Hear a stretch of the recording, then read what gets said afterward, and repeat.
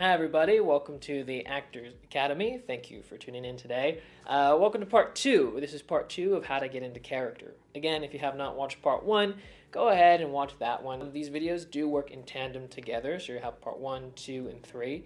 It's always good as an actor to know your tools and your options of what you have. My goal is to give you guys all the options that you can actually use and the practical ones, because in this realm of acting, there's a lot of different things that you can do, but there are some things that are way more practical than others. So my goal is to help you guys through all that. So again, if you haven't watched part one, go back and watch that one, and then come back to this video here. So for part two, for how to get into character, you guys have probably had this before happen to you, where you guys have had your characters and you're working on them, you're in your room or you're at home, and it's great. Everything's going the way that you want. You're like, I love this character. We've all had that happen to us.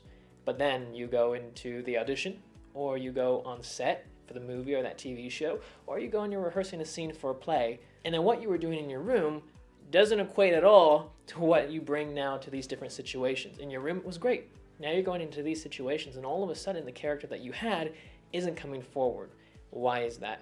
The reason for it is the way that you guys are working, the way you're practicing. A lot of actors sometimes build bad habits over the years.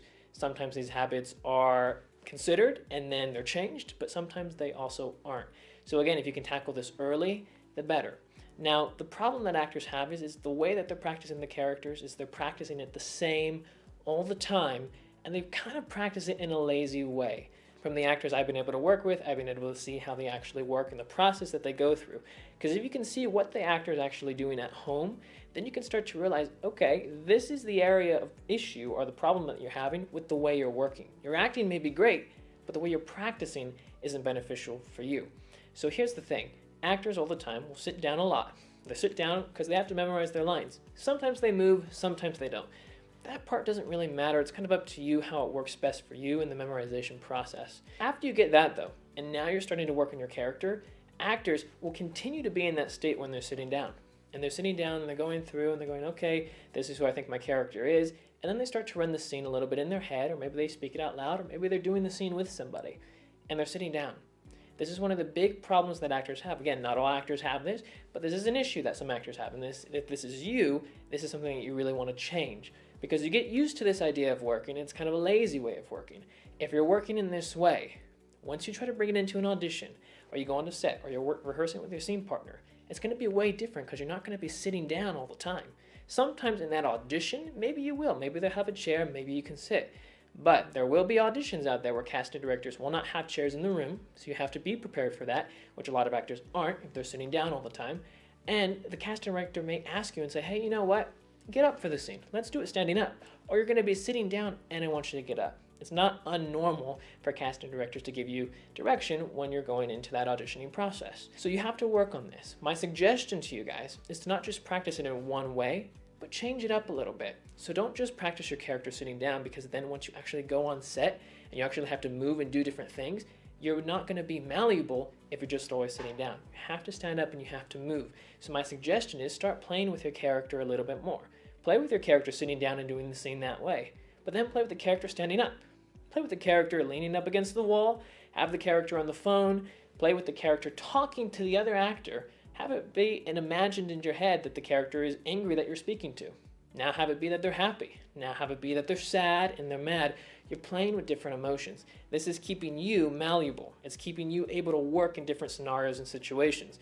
This is one thing that really hinders an actor. If you're working in one way and you have your character in one way, but something changes now it's hard for you to adapt. If you're already practicing adapting your character and saying, okay, I'm going to do the character sitting down, standing up physically, and then also mentally going back and forth thinking, okay, the character I'm talking to is going to be happy or mad or sad. It plays with the different varying emotions and physicalities that you can do as an actor. So then if the casting director does ask you to stand up and do the scene, you can do it. Or if you're working with the director and the director says something to you that you didn't even consider for the scene, you can still be malleable and you can work because you're used to working with this character in different ways.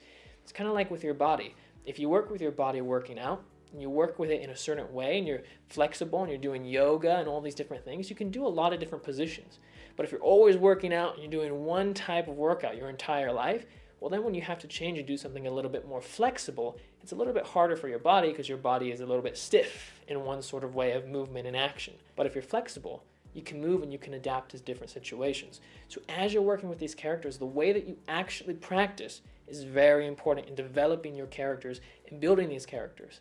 Because if you practice it the wrong way, well, you may be great at home, you may be great in your room, but it doesn't really matter. What matters is how you act when you're in that audition, when you're on set for that TV show or movie, or when you're in that play. Whatever it is, what matters is the character that you bring forth when it counts.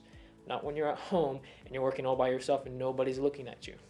So I hope this all makes sense to you guys. Make sure that you guys give this video a thumbs up if it helped you. Share it with another actor. If they need this information, share it with them, show it to them, help them out a little bit more. If you guys are interested in the 10-hour acting masterclass, I will leave that down in the description below. Also in the comment section, it takes about 2 minutes to sign up if you guys are interested in that. And I'll also be leaving the 10 acting resume templates down there as well. Alrighty, see you guys next time. Bye guys.